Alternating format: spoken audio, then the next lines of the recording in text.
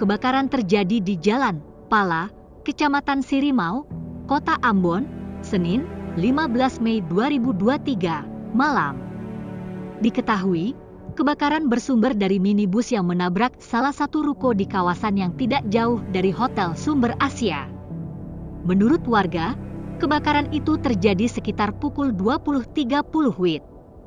Pantauan tribunambon.com sekitar pukul 20.45 WIB, para petugas pemadam sudah tiba dan sigap memadamkan api. Beberapa kali terdengar suara ledakan yang cukup besar dari titik kebakaran. Hal itu pun membuat warga panik hingga berlarian. Terlihat percikan api juga muncul dari beberapa kabel listrik di sekitar lokasi kebakaran. Hingga berita ini ditayangkan, api masih terus berkobar. Petugas pemadam kebakaran pun masih berupaya menjinakkan si jago merah.